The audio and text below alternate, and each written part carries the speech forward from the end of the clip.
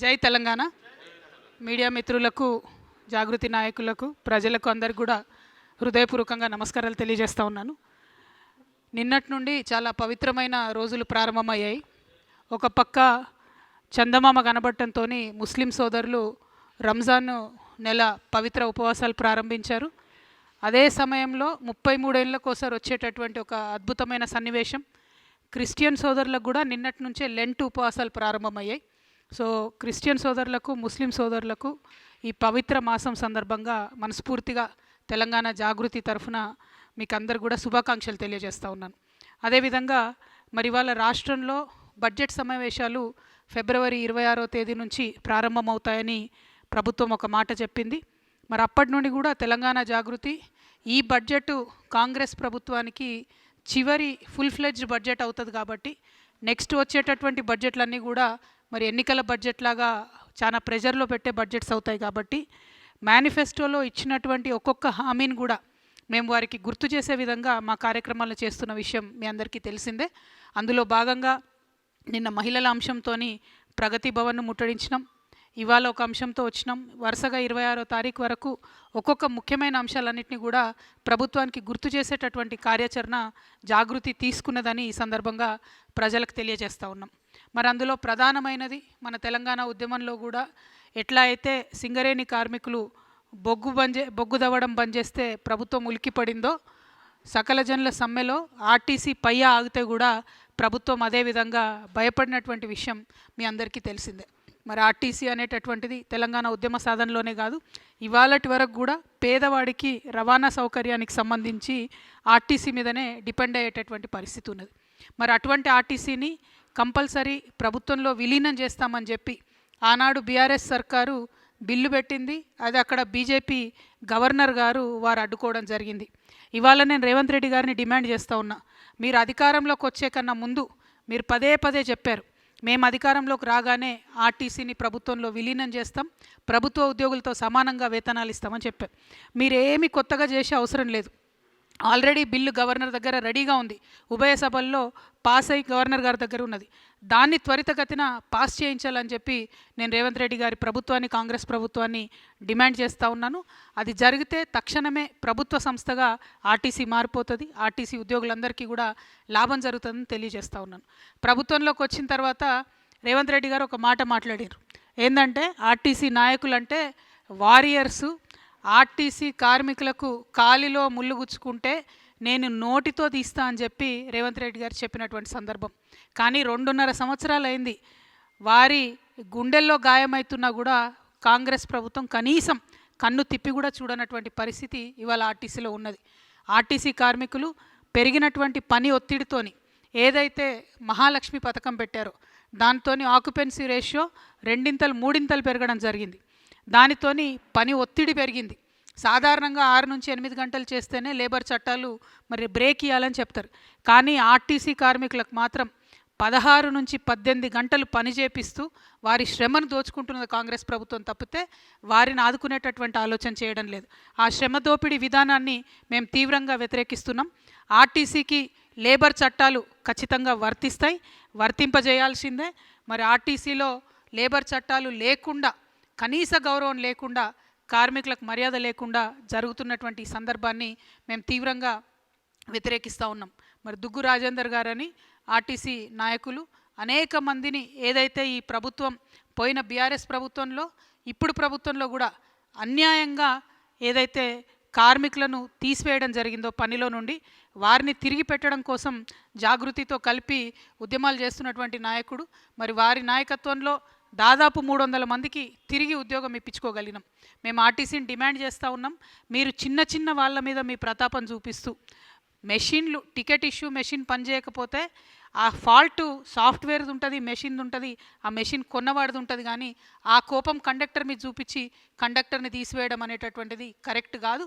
ఇటువంటి చర్యలకి ప్రభుత్వం పాల్పడుతూ ఉంది. డ్రైవర్లకు కూడా అదే పరిస్థితి. 16 నుంచి 18 గంటలు వర్క్ చేయించి వారిని స్ట్రెస్ చేసి హార్ట్ అటాక్లతో చనిపోతున్నటువంటి కార్మికులను కూడా కనీసం పట్టించుకున్నటువంటి పరిస్థితి ఉన్నది. ఇవన్నీ ఒక ఎత్తు అయితే, మనం చిన్నప్పుడు మీ అందరు గుర్తుండి ఉంటుంది, బస్ బాడీ బిల్డింగ్ యూనిట్ అనేటటువంటిది ఉండేది. ఆ బస్ బాడీ బిల్డింగ్ యూనిట్ని బీఆర్ఎస్ హయాంలోనే ఆ మొత్తం కూడా బస్ బాడీ బిల్డింగ్ని కర్ణాటకలో దవన్గిరి ప్రాంతానికి తరలించడం జరిగింది. అప్పటి నుంచి ఇక్కడ మన దగ్గర ఉండే 2 బస్ బాడీ బిల్డింగ్ యూనిట్లు కూడా మూతపడినటువంటి పరిస్థితి. ఉప్పల్ ఒకటి, మియాపూర్ ఒకటి, 2 కూడా మూతపడినటువంటి పరిస్థితి. అంటే ఆర్టీసీ ఏదైతే స్వతంత్రంగా వాళ్ళకుండే ఇంజనీర్లతో బయట నుండి తెచ్చుకున్న ఇంజనీర్లతో కట్టేటటువంటి బాడీని కూడా కంప్లీట్గా నిర్వీర్యం చేసినటువంటి పరిస్థితి. ఈ సంస్థలో మరి ఎన్నికల మేనిఫెస్టోలో పేజ్ నెంబర్ 14లో పెట్టింది కాంగ్రెస్ ప్రభుత్వం మేము విలీనం చేసుకుంటామని. కానీ ఇంతవరకు కూడా వాళ్ళతో మాట్లాడతలేనటువంటి పరిస్థితి. పాపం కార్మికులు వేచి చూసి సమ్మె అనౌన్స్ చేసిరు, సమ్మె నోటీస్ ఇచ్చారు. సమ్మె నోటీస్ ఇస్తే ఆర్టీసీ ఎండీ గారు రాలేదు. కానీ సిపిఐ రాష్ట్ర కార్యదర్శి కూనంనేని సాంబశివరావు గారు, కోదండరామ్ సారు, దేవరకద్ర ఎమ్మెల్యేలు రామ్మోహన్ రెడ్డి గారు, మసూదన్ రెడ్డి గారు చర్చల్లో పాల్గొని త్వరలోనే పరిష్కారం చేస్తాం, ఇండియా పాకిస్తాన్కి యుద్ధం అవుతుంది, వార్ అవుతుంది, మీరు బంద్ చేయను అని చెప్పారు. అంటే బంద్ పెట్టారు. కానీ ఆ తర్వాత ఇప్పటి వరకు ప్రభుత్వం మళ్ళీ వాళ్ళని పిలవలేదు, మాట్లాడలేదు. కార్మికుల సమస్యలు మాత్రం ఎక్కడ వేసిన గొంగళ్ళే అక్కడే అన్నట్టు ఉంది. కాబట్టి తక్షణమే ప్రభుత్వం దీని మీద దృష్టి పెట్టాలని చెప్పి నేను కోరుతా ఉన్నా. ఇక మేము జనం బాటలో తిరిగిన మామూలుగా పొద్దునుండి సాయంత్రం వరకు మాకు మహిళలు ఇంటరాక్ట్ అయ్యేటటువంటి వాళ్ళు చెప్తున్నది ఒకటే మాట, అసలు ఎవరి కోసం పెట్టిండ్రు ఫ్రీ బస్సు, ఎందుకోసం పెట్టిండ్రు, మాకు ఆత్మగౌరవం లేకుండా చేస్తున్నారు, మాకు ఇబ్బంది కలుగుతున్నది, ఈ ఫ్రీ బస్సు పెడితే బస్సుల సంఖ్య పెంచండి అని మహిళలు ఒక పక్క మాట్లాడుతున్నారు. ఇంకొక పక్క వికలాంగులు మరి మాకెందుకు ఫ్రీ ఇవ్వరు ఈ బస్సులో, ఎందుకంటే ఫ్రీ బస్సులు పెట్టి ఓవర్లోడ్ అయిన బస్సులు ఏ ఒక్కటి కూడా బస్ స్టాప్లో ఆగకుండా దూరం ఆగుతున్నాయి, వికలాంగులు ఎవరు కూడా ఎక్కిపోయే పరిస్థితి లేదు, వికలాంగులకు కూడా ఫ్రీ బస్ ఇవ్వాలని చెప్పి నేను కోరుతా ఉన్నాను. అట్లానే మహిళలకు ఫ్రీ బస్ స్కీము 48 గంటలు అమల్లోకి తీసుకొచ్చామని గొప్పగా చెప్పుకుంటుంది ఈ ప్రభుత్వం. కానీ వారు నేను ప్రశ్నిస్తూ ఉన్నా, అసలు మీరు ఆర్టీసీకి ఎంత పేమెంట్ చేసిర్రు? నెలకు 300 కోట్లు ఇస్తామని చెప్పి ఒక ఎస్టిమేట్ చేసి చెప్పిండ్రు ఫస్ట్లో. కానీ ఇప్పుడు ఆక్యుపెన్సీ రేట్ ఎంత పెరిగిందంటే కనీసం 600 కోట్లు నెలకి ఇవ్వాలని చెప్పి కార్మిక సంఘాలన్నీ కూడా డిమాండ్ చేస్తూ ఉన్నాయి. ఆ పేమెంట్ ఎంత చేసిండ్రు, దానికి సంబంధించి వివరాలు ఒక శ్వేతపత్రం ఇవ్వాలని చెప్పి నేను ప్రభుత్వాన్ని డిమాండ్ చేస్తూ ఉన్నా. ఇక బీఆర్ఎస్ ప్రభుత్వంలో ఉన్నప్పుడు జరిగిన అన్యాయం ఏంటంటే 52 రోజులు సమ్మె చేసిన, 33 మంది కార్మికులు చనిపోయినా ఆ తర్వాత యూనియన్లు రద్దు చేసిరు తప్పితే ఆ సమ్మెలో జరిగినటువంటి ఏ అంశాల పట్ల కూడా కార్మికుల పట్ల సానుకూలంగా స్పందించలేదు. ఆనాడు యూనియన్లు రద్దు అయితే కాంగ్రెస్ ప్రభుత్వం చెప్పింది మేము రాగానే యూనియన్లు పునరుద్ధరిస్తామని చెప్పి. ఇప్పటి వరకు కూడా యూనియన్స్ లేవు కాబట్టి ఎట్లా పడితే అట్లా ఎంప్లాయీస్ని తీసేస్తున్నా కూడా అడిగేటటువంటి పరిస్థితి లేదు. కాబట్టే ఆర్టీసీ కార్మికులందరూ కలిసి మరి 24వ తారీఖు నాడు చెలో సెక్రటేరియట్ అనేటటువంటి కార్యక్రమం పెట్టిండ్రు. ఆర్టీసీ జేఏసీ ఇచ్చినటువంటి ఆ చెలో సెక్రటేరియట్ అనే కార్యక్రమానికి మేము సంపూర్ణంగా మద్దతు పలుకుతూ ఉన్నాం, తెలంగాణ జాగృతి నండని ఈ సందర్భంగా తెలియజేస్తూ ఉన్నాం.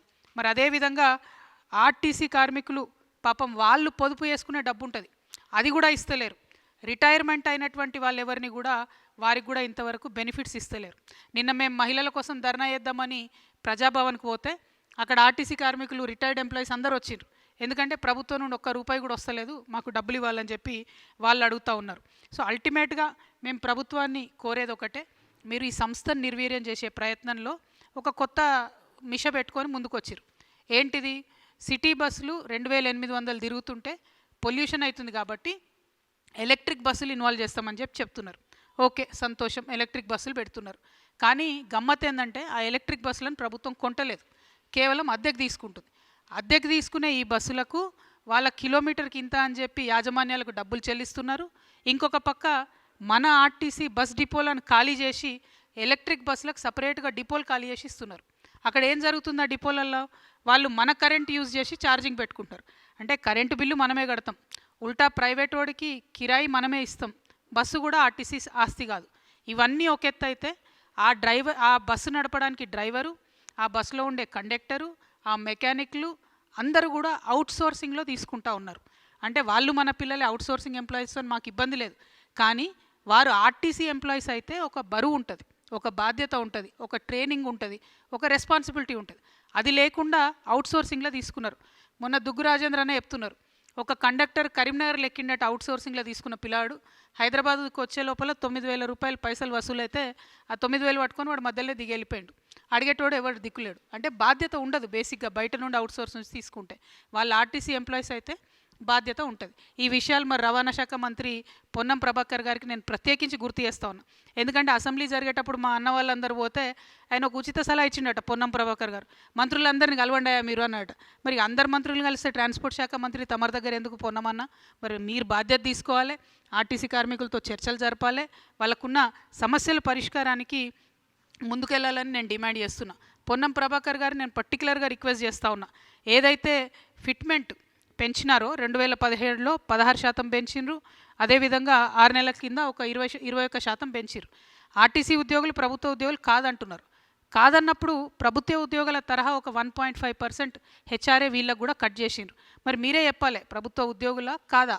ప్రభుత్వ ఉద్యోగులు అయితే జీతాలు కూడా పెంచండి, మరి ఓన్లీ కట్టింగ్ మాత్రం చేస్తున్నారు.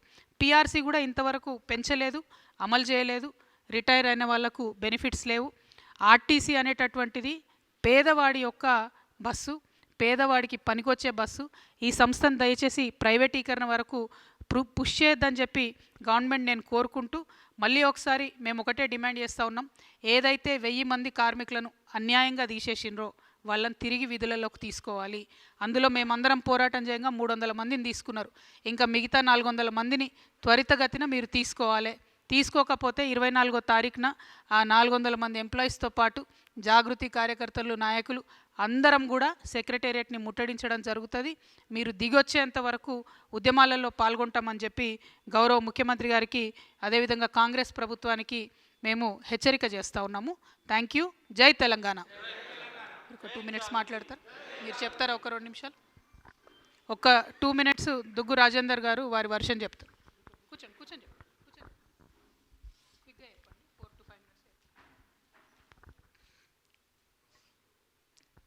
ఈ పత్రికా సమావేశం వచ్చినందరికీ, పాత్రికేయులకు, తర్వాత నాతో పాటు కూర్చున్న వాళ్ళందరికీ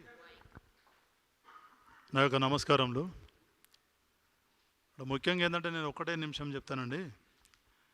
ఇప్పుడు ఈరోజు ఏంటంటే తెలంగాణ ఆర్టీసీ అనేటువంటిది పూర్తిగా సంక్షోభంలో ఉన్నది. ఆ సంక్షోభం వలన ఏంటంటే అటు ఆ బస్సులలో ప్రయాణం చేసేటువంటి ప్రజలకు ప్లస్ మళ్ళీ సంస్థలో పనిచేసేటువంటి ఉద్యోగస్తులకి ఏంటంటే దీనివలన తీవ్ర అన్యాయం జరుగుతుందని చెప్పి, అంటే అప్పుడు ఈ గవర్నమెంటు ప్రభుత్వం ఏర్పడకముందు అంటే 2023 ఈ సెప్టెంబర్ అక్టోబర్ ప్రాంతంలో ఏంటంటే ఇప్పుడు ఉన్నటువంటి రవాణా శాఖ మంత్రి గారు, తర్వాత మన ముఖ్యమంత్రి గారు ఏంటంటే మేము కనుక అధికారంలోకి వస్తే ఈ యొక్క ఆర్టీసీని ఏంటంటే దీన్ని బాగా పటిష్టం చేస్తాం, కార్మికులకు ఎలాంటి అన్యాయం జరగకుండా ఆ పోయిన ప్రీవియస్ గవర్నమెంట్ ఎంతమందిని అయితే శాశ్వతంగా రిమూవ్ చేసినారో వాళ్ళందరినీ తిరిగి ఉద్యోగంలో తీసుకుంటామని చెప్పి చాలా సందర్భాలలో మంత్రి గారును ముఖ్యమంత్రి గారు మాట్లాడడం జరిగింది.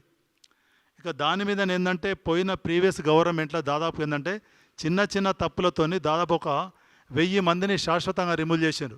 శాశ్వతంగా అంటే ఏంటంటే డిపో మేనేజర్ రిమూవ్ చేస్తే దాని మీద డిప్యూటీ ఆర్ఎం గారు అప్పీల్ ఉంటుంది, దాని మీద ఆర్ఎం గారు అప్పీల్ ఉంటుంది, దాని ఈడీ గారు అప్పీల్. ఈ 3 అప్పీలలో రిజెక్ట్ అయినటువంటి 1000 మంది ఉంటే దాన్ని పురస్కరించి మేము 2024 ఏప్రిల్లో ఒక ఉద్యమం స్టార్ట్ చేసి ఫస్ట్ టైం సీఎం గారి ఇంటికి ఒక రిప్రజెంటేషన్ ఇస్తే దాంతో వాళ్ళు దశల వరకు ఏంటంటే డిసెంబర్ 2024 నాడు ఒకటి 3 మెన్ కమిటీ వేసింది గవర్నమెంటు.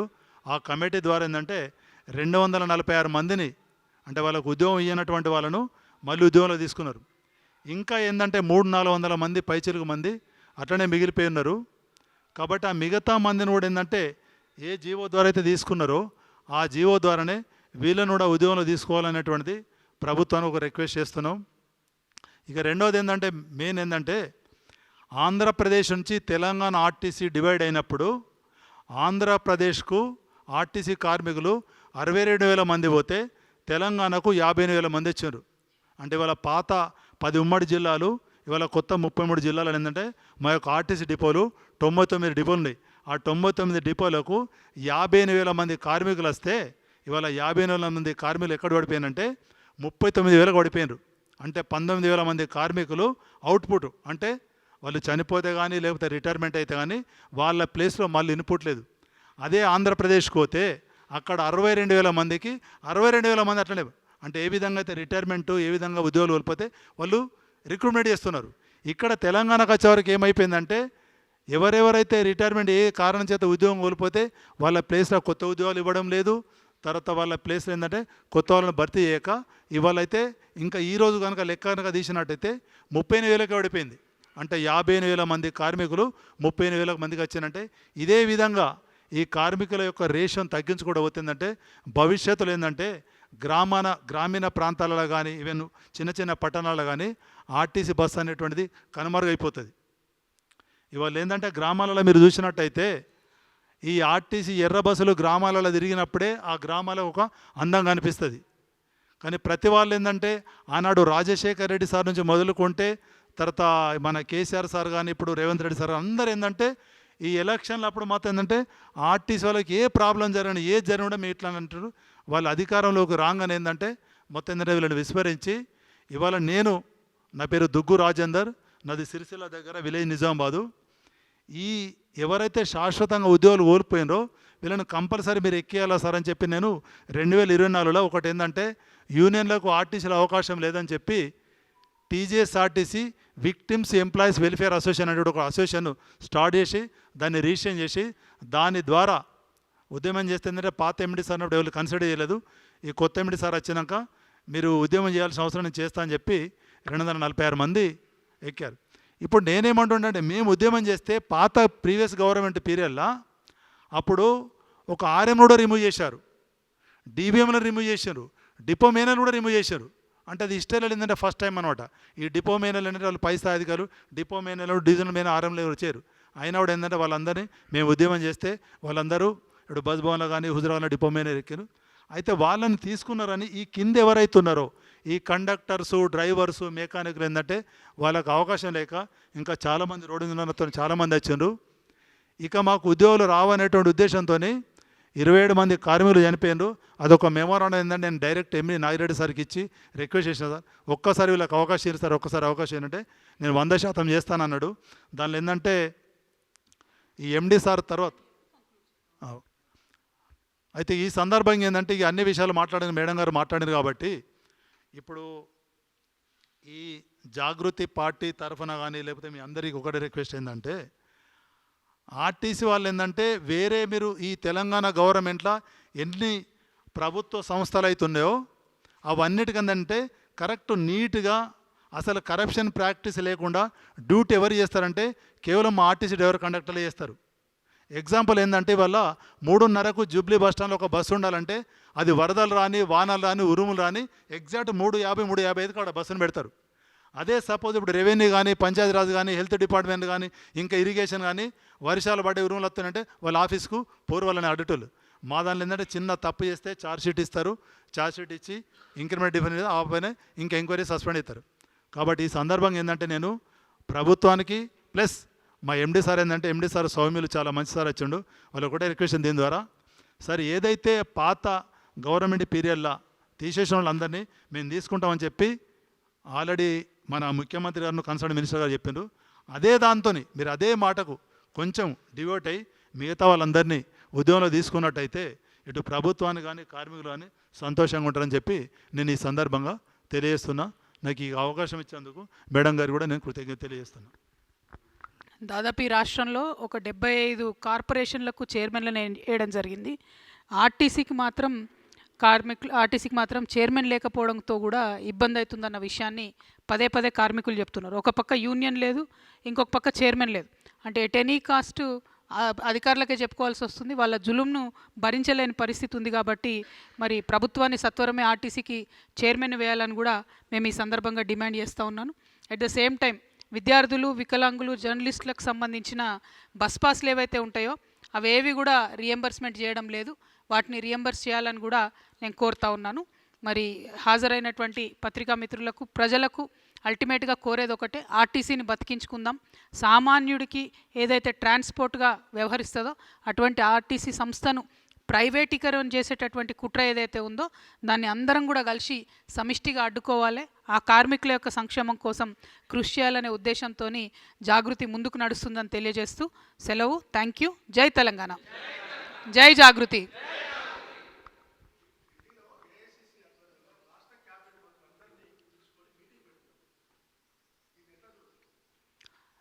నేను చూసిన హరీష్ రావు గారి స్టేట్మెంట్ని, తెలంగాణ ఆత్మగౌరవాన్ని తాకట్టు పెట్టి మొత్తం క్యాబినెట్ అంతా ఢిల్లీకి తీసుకుపోయినరు అని అంటున్నారు. 100% అది వాస్తవం. అయితే విషయం ఏంటంటే అప్పుడు క్యాబినెట్ ఎర్రవల్లికి పోయేది, ఇప్పుడు ఢిల్లీకి పోతుంది, అంతే, పెద్ద తేడా ఏం లేదు. సో క్యాబినెట్ ఆత్మగౌరవం అనేటటువంటిది ఎక్కడైనా కూడా సెక్రటేరియట్లో క్యాబినెట్ మీటింగ్లు జరిగితే దానికి మర్యాద ఉంటుంది. అట్లా కాకుండా క్యాబినెట్లో ఉండే మంత్రులు, ప్రజల ద్వారా ఎన్నికైనటువంటి ప్రజాప్రతినిధులు, వాళ్ళందరి ఆత్మగౌరవాన్ని పరిరక్షించే విధంగా రాజకీయ నాయకుల వ్యవహారం ఉంటే బాగుంటుంది అనేటటువంటిది నేను అనుకుంటాను. జకీర్ అన్న,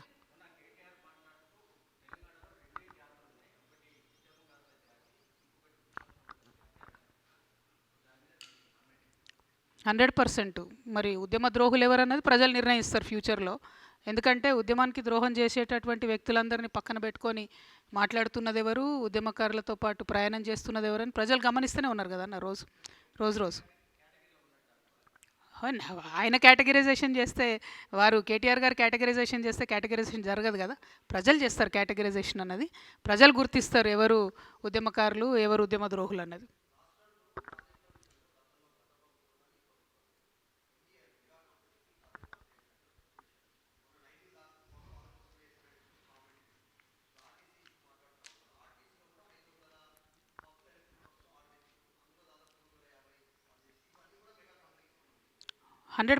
ఆర్టీసీ అనేది మెగా కంపెనీకి దారాదత్తం చేయడానికే ప్రైవేటీకరణ అనేటటువంటి సూత్రం వచ్చింది.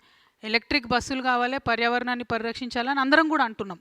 కాకపోతే పాయింట్ ఏంటంటే ఆ ఎలక్ట్రిక్ బస్సులు ఆర్టీసీ ఓనర్షిప్లో నడవాలి. దానికి మన గవర్నమెంట్ అంటే మన ఆర్టీసీ డ్రైవర్ ఉండాలి. శిక్షణ విషయంలో కావచ్చు, క్రమశిక్షణ విషయంలో కావచ్చు, ఆర్టీసీ స్టాఫ్కు ఉండే ట్రైనింగ్ వేరు ఉంటుంది, ప్రైవేట్గా తీసుకునే పిల్లల ట్రైనింగ్ వేరే ఉంటుంది. ఇప్పుడు ఆ ఎలక్ట్రిక్ బస్సులు పెట్టి అవుట్సోర్సింగ్ పెట్టి కండక్టర్ డ్యూటీ కూడా డ్రైవరే చేసే పరిస్థితి వస్తున్నది. మామూలుగా యావరేజ్గా ఒక ఆర్టీసీ బస్సుకి 6 కార్మికులు బతుకుతారు. ఈ గవర్నమెంట్ వచ్చినాక ఏం చేసింది, ఆ రేషియోను 3కి తగ్గించింది. అంటే చాలా వేగంగా ప్రైవేటీకరణ వైపు వెళ్తున్నది. అది కరెక్ట్ కాదు, ఎవరికి కరెక్ట్ కాదు. అది రాష్ట్రానికి కరెక్ట్ కాదు, ఆర్టీసీకి కరెక్ట్ కాదు. పర్యావరణాన్ని సరిచేయాలనుకుంటే మన ఓనర్షిప్ అనేటటువంటిది ఎలక్ట్రిక్ బస్సులది గవర్నమెంట్ దగ్గర ఉండాలి. ఎందుకు అద్దెకు తీసుకుంటున్నారు? ఆ అద్దెకు ఉండే కండిషన్లు ఏంది, మళ్ళీ ఎప్పుడు ఇస్తారంటే అల్టిమేట్గా ప్రైవేట్ వ్యక్తులకు, ప్రైవేట్ సంస్థలకు లాభం చేస్తున్నారు అనేది క్లియర్గా తెలుస్తున్నది. Thank you. అది తప్పు. యాక్చువల్లీ మంచి టాపిక్ గుర్తు చేసినావు బ్రదర్. జేఎన్యూఆర్ఎం అనే స్కీమ్ ఉంటుంది. దాంట్లో ఒక్కొక్క బస్సుకు 36 లక్షలు గ్రాంట్ వస్తుంది. ఈ రాష్ట్ర ప్రభుత్వం వచ్చిన తర్వాత, బీఆర్ఎస్ ప్రభుత్వం ఉన్నప్పుడు గ్రాంట్ రిలీజ్ చేసింది. ఈ ప్రభుత్వం వచ్చిన తర్వాత ఏదైతే కేంద్రం నుండి గ్రాంట్ వస్తుందో వీళ్ళు ఆర్టీసీకి ఇస్తలేరు. నేను అందుకే శ్వేతపత్రం రిలీజ్ చేయమని చెప్తున్నా. ఒక పక్క మహాలక్ష్మి పథకం కింద ఆర్టీసీని వాడుకుంటూ ఆర్టీసీకి చెల్లించాల్సిన డబ్బులు చెల్లించడం లేదు. రెండవది, కేంద్రం నుంచి వచ్చేటటువంటి గ్రాంట్స్ ఏవైతే ఉంటాయో అవి ఆర్టీసీకి రాకుండా చేస్తూ ఉన్నారు. దీనివల్ల ఆర్టీసీ ఎంప్లాయీస్ వాళ్ళు దాచుకున్నటువంటి సొమ్ము కూడా బయటకు ఇవ్వలేని పరిస్థితి. ఆర్టీసీలో ఎవరైనా రిటైర్ అయితే వాళ్ళకి రిటైర్మెంట్ బెనిఫిట్స్ ఇవ్వలేని పరిస్థితి ఉన్నది. సో ఆ కేంద్రం నుండి వచ్చే నిధులు ఖచ్చితంగా ఆర్టీసీకే వాడాలని మేము డిమాండ్ చేస్తూ ఉన్నాం. Thank you. జై తెలంగాణ, జై జాగృతి. ఆర్టీసీ కార్మికుల ఐక్యత, ఆర్టీసీ కార్మికుల ఐక్యత. జై తెలంగాణ.